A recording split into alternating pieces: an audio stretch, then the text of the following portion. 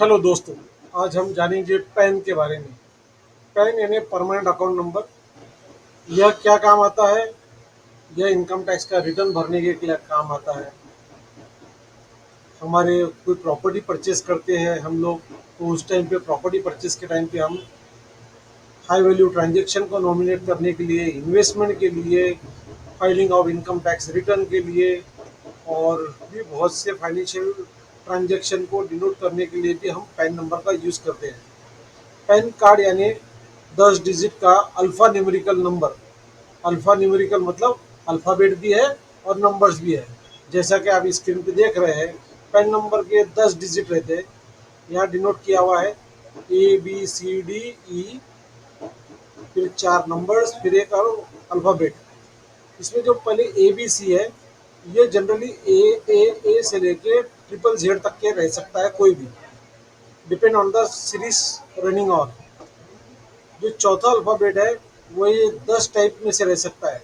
अगर हम इंडिविजुअल की बात करें, जैसे आपके जैसे मेरे जैसे लोगों के बारे में, जिनको इनकम टैक्स के SEC की भाषा में इंडिविजुअल कहा जाता है, इनको P मतलब पर्सन बोला जाता है। पर्सन की डेफिनेशन में इनकम टैक्स में डिफाइन किया हुआ है individual, HUF, AOI, BOI, trust, firm, local authorities, company. तो जो चौथा अल्फ़ाबेट है वो हमारे इंडिकेट करता है हमारी कैटेगरी को। अगर हम इंडिविजुअल होंगे आपके जैसे, तो हर एक के पैन कार्ड में चौथा अल्फ़ाबेट P रहेगा।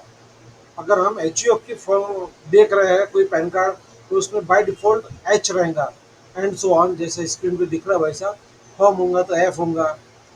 जो पांचवा अल्फ़ाबेट है, ये हमारा इंडिविजुअल की केस में, जैसे आपके मेरे जैसे लोगों के लिए, जैसे मेरा सरनेम है शर्मा, तो मेरा सरनेम का फर्स्ट लेटर एस है। तो चाहे वो मेरे को पैन नंबर अलॉट हुआ होगा, या मेरे लड़के का जब कभी भी पैन कार्ड बनेगा, तो उसके अल्फ़ाबेट पांचवा एस ही रहेगा। क्यों? क्योंकि उसका सरनेम एस है।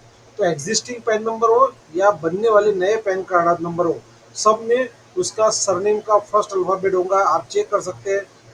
तो हमारे पैन नंबर की चौथे और पांचवी कैटेगरी से हमारे को मालूम पड़ता कि इसकी कैटेगरी कौन सी है या किसके सरनेम को इंडिकेट करता है।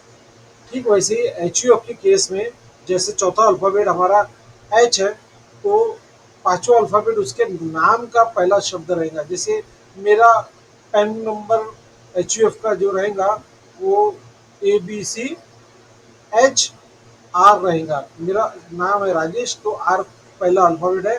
तो सरनेम इंडिकेट होता है इंडिविजुअल के केस में, और HUF के केस में नाम इंडिकेट होता है।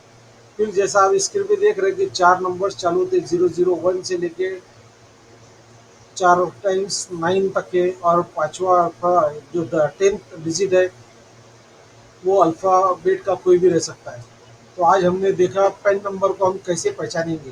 तो चौथा अल्फ़ाबेट हमारी कैटेगरी को, और पांचवा हमारे सरनेम नहीं तो नाम को इंडिकेट करता है। उसके बाद में 4 डिजिट जो रहेंगे वो नंबर्स के रहेंगे। इस तरीके से जो कॉम्बिनेशन 10 डिजिट का है उसके बारे में आज हमने देखा।